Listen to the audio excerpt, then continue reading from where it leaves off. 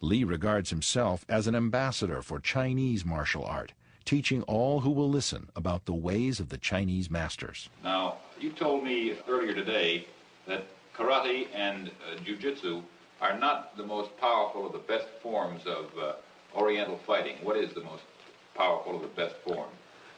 Well, it's bad to say the best, but in my opinion, I think Kung Fu is pretty good. Will you tell us a little bit about Kung Fu? Well, Kung Fu is originated in China. It is the ancestor of karate and jujitsu. It's more of a complete system, and it's more fluid. By that I mean it's more flowing. There is continuity in movement instead of one movement, two movement, and then stop.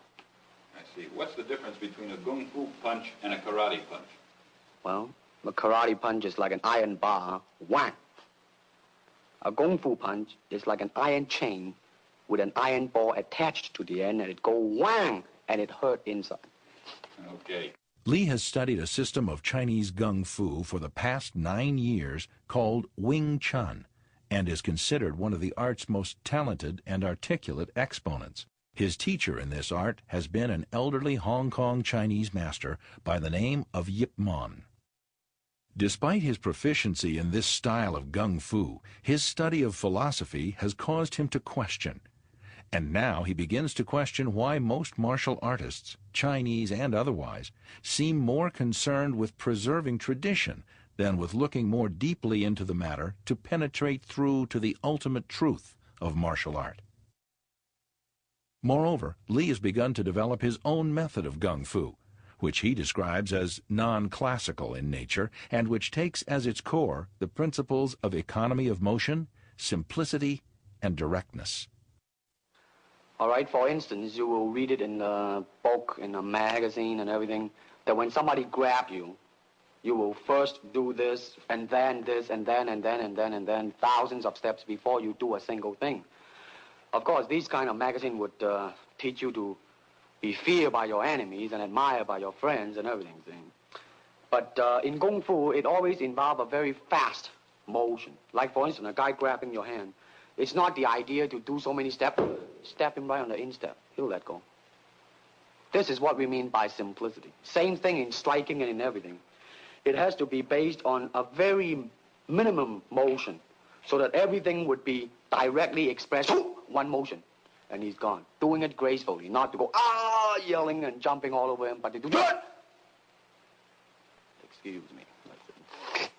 Both the American and Chinese martial art communities resent his iconoclasm. For such a young man to stand up against thousands of years of tradition and venerated authority is considered a direct threat to the status quo and its entrenched power base. Prior to Bruce's coming to this country, Kung Fu was alive in most all the Chinese communities, but there was nothing taught to outsiders, basically. And Bruce came along, and with that basis of trying to create equality amongst all people, regardless of race, he chose to let anybody into his school, regardless of what color or race they were, as long as he knew what was in their heart was good and positive. Why he took them in, and like when he was down in San Francisco, where the Chinese community was much more like being in China, they took exception to it, and he had to fight his way out of it. In Oakland, he received a challenge from the San Francisco Chinese martial arts community, and the challenge read that Bruce, if he were to be defeated in this challenge, would have to cease teaching Caucasian or non-Chinese students. And the Chinese martial artist came over from San Francisco to Bruce's studio in Oakland, and a very formal challenge took place. I was present there. In fact, I was 8 months pregnant with Brandon, and James Lee was there. And this fight with this Chinese martial artist lasted about 3 minutes. It consisted of a lot of running, where the Chinese martial artist took off and started running around the room, and Bruce was pursuing him before Bruce finally got a hold of him and took him down to the floor and made him give up.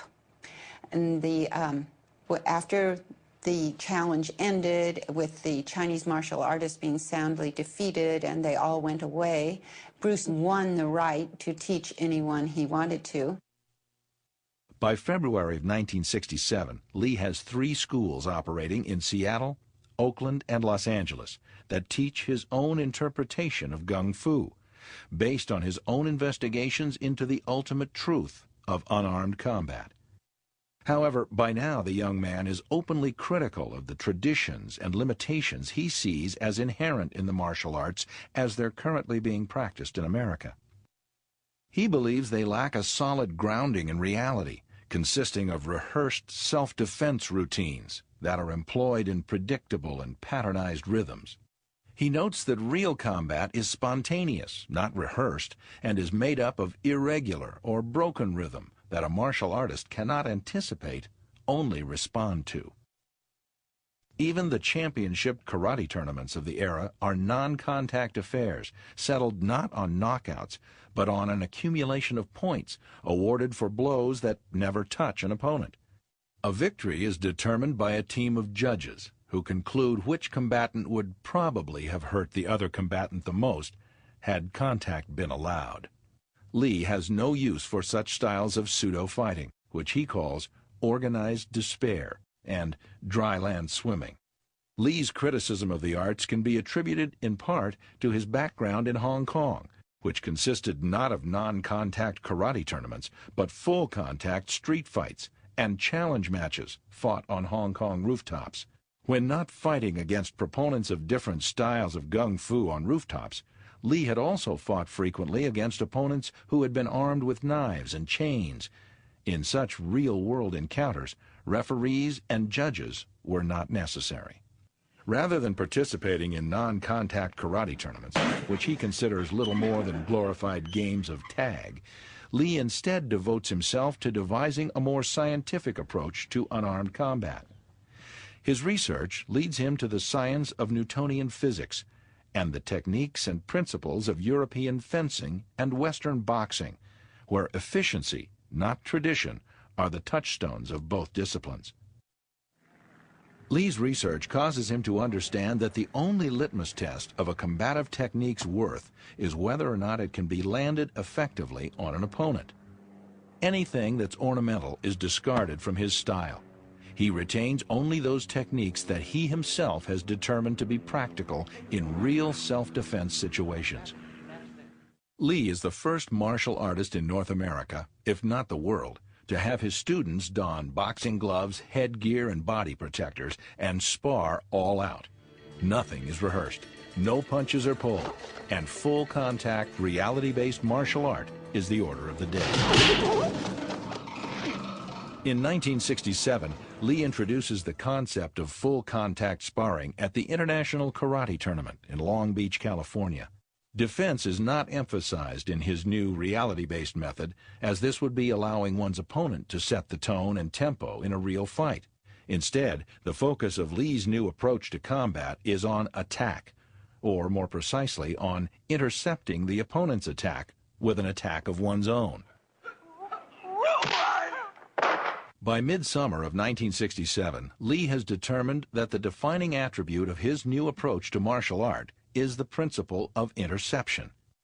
As the Cantonese term for unarmed combat is typically represented by a character indicating a fist, Lee christens his new approach Jeet Kune Do, the way of the intercepting fist.